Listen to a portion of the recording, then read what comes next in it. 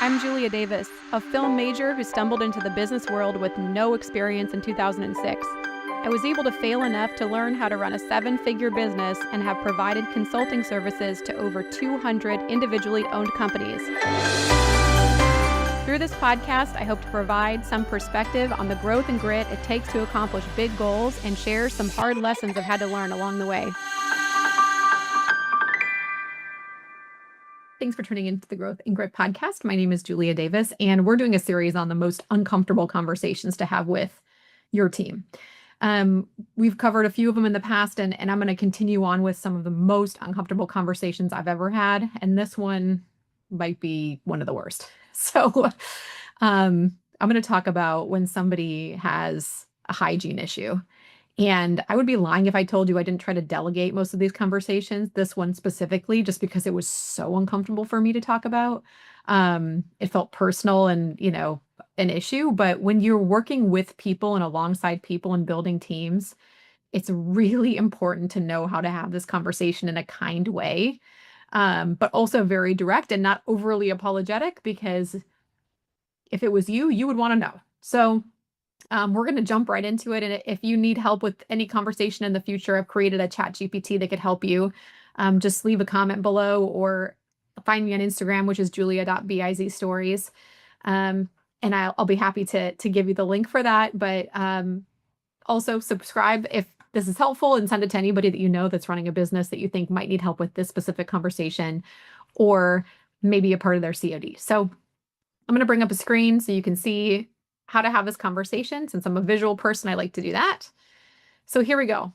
So standards don't change no matter what the scenario is. So no matter someone's background or the expectation for hygiene in business is the same. It's about team experience, team environment, customer experience, professionalism. If you bend that, it can create inconsistency across the team and it can kill culture. So it's really important to identify it and handle this quickly. So number one is you don't assume why it's happening. You just stay open. And here you can always tweak the wording on this, but I would start with something like, hey, I wanted to bring something up and it might be a little uncomfortable, but it's important for our work environment. You also understand that people come from different backgrounds and norms. So I don't want to assume anything. Like, I don't want to assume that anyone's ever had this conversation.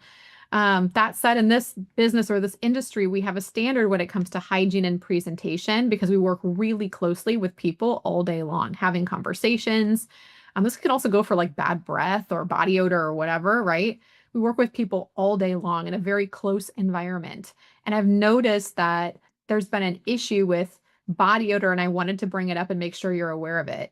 And that line is probably the hardest to get out because you don't want to offend somebody, but it has to be said. So, having this conversation one-on-one, definitely not in front of anybody or in a group of people, but one-on-one individually is the way to go here.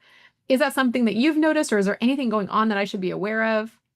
Maybe they're having a hard time with money, or, purchasing things, or they don't even know or realize, or whatever.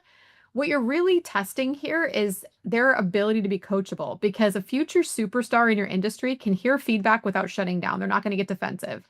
They can adjust to whatever environment they're in, and they understand that different environments have different standards. So they should put together like, hey, this is a professional setting. Like, oh my gosh, I'm so sorry. Yes, I'll take care of that right away. Like, yeah, I just wanted to come to you as a colleague because I would hate for other people to notice this and not say anything. Just like if I had toilet paper stuck to the bottom of my shoe and I was dragging it around, I would want someone to know, right? Like, you can use an analogy like that that's uncomfortable, where you're like, hey, I would want someone to tell me if there was something going on, or if I had a big piece of, food in my teeth, I would want someone to tell me. It's kind of the same thing. What not to do is don't avoid this conversation because you're worried about them being offensive. Don't over explain or justify the standard. Like, this is a big problem, right? Because you're like nervous and defensive and you want to just explain and explain. Don't debate who's right, like culturally or whatever. Just be like, look, this is just the standard that we have. We deal closely with people. We need to make sure we present in a really positive and professional way. And that means smelling great.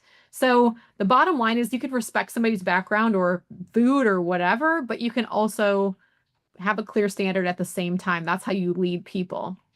So I also want to hit on that this can be a preemptive thing where in orientations or right away when you start somebody or you start a team, you talk about how people show up and you talk about the proximity of customer and you say, look, we're working with people daily in an office, outside the office, whatever you're doing, like we're in people's face. So we really do expect people to smell great. I'm talking breath, clothes, all the things. Like we prohibit any type of um smoking at our events or any of that kind of, whatever it is, like whatever your standard is, you can talk about that in your orientation process and your onboarding.